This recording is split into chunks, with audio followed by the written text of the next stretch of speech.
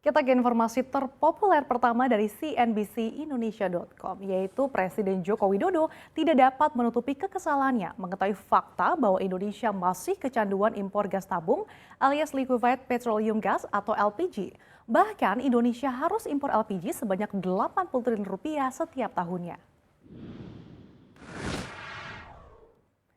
Sang kepala negara geram lantaran selama ini hasil kekayaan alam Indonesia tidak pernah teroptimalisasi dengan baik dan malah justru negara lain yang mendapatkan keuntungannya.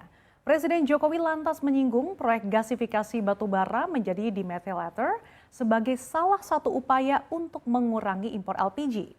Proyek DMI pertama di Indonesia yang diresmikan di Tanjung Enim diperkirakan dapat menghasilkan 1,4 juta DMI per tahun untuk mengurangi impor LPG 1 juta ton per tahun dan menghemat subsidi LPG hingga 7 triliun rupiah.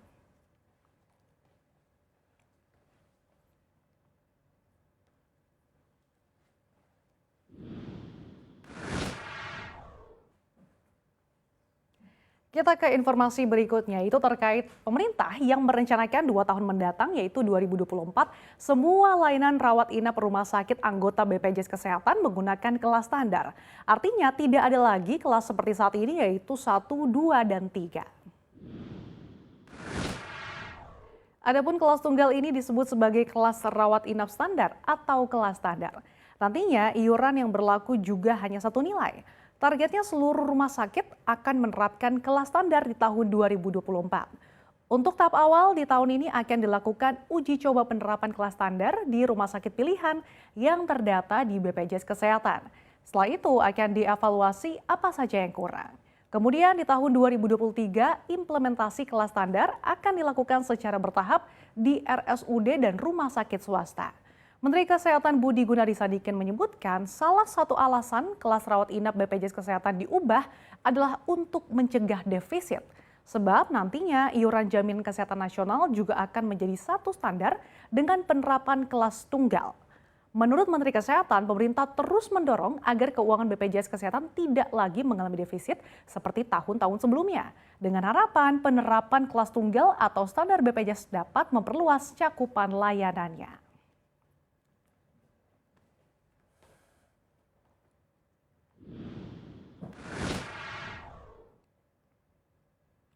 Kita ke informasi berikutnya. Lapindo disinyalir menyimpan harta karun sumber daya alam yang luar biasa. Di antaranya yaitu litium dan strontium. Harta karun ini bahkan bisa menjadikan Indonesia mandiri dalam pengembangan baterai kendaraan listrik.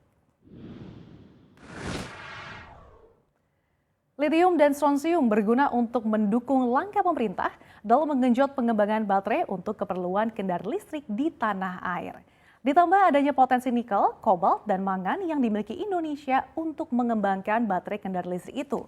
Koordinator Mineral Pusat Sumber Daya Mineral Batubara dan Panas Bumi Badan Geologi Kementerian SDM Muhammad Awaludin menyampaikan bahwa berdasarkan penyelidikan umum di lumpur Lapindo Sidoarjo ditemukan adanya mineral kritis dengan kadar yang cukup tinggi yaitu litium dan strontium. Bahkan untuk mineral logam tanah jarang, menurut Awaludin indikasi temuannya cukup rendah.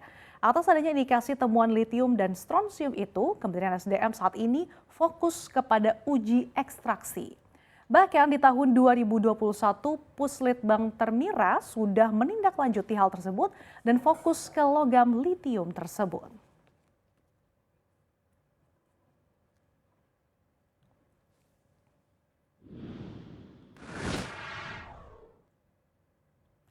Nah, informasi terakhir datang dari Thailand, di mana warganya dilaporkan mulai beralih makan daging buaya karena harga daging babi terus meningkat. Pada Desember 2021 lalu, harga babi masih 140 baht atau sekitar Rp60.000 per kilogram. Namun, kini harganya melonjak menjadi 250 baht per Januari 2022. Sementara itu, jumlah babi yang tersedia di pasar turun dari rata-rata 20 juta babi menjadi sekitar 15 juta babi. Bulan ini diperkirakan hanya ada 10 juta babi yang tersedia, meski warga Thailand biasanya mengonsumsi hingga 18 juta setiap tahunnya. Penurunan produksi babi terjadi sejak pandemi COVID-19. Pembatasan dilakukan mempengaruhi rantai pasokan, sementara minimnya wisatawan asing menurunkan minat beli. Masyarakat Thailand pun kini banyak beralih ke daging buaya. Peternakan yang awalnya menjual kulit buaya untuk industri fashion, kini kebanjiran permintaan daging. Seekor buaya rata-rata menghasilkan sekitar 12 kg daging. Dari semuanya, bagian atas ekornya dianggap paling enak dan paling laris. Jika dibandingkan dengan daging babi, harga daging buaya memang lebih murah. Daging buaya dijual dengan harga sekitar $3 atau sekitar Rp43.000 per kilogramnya.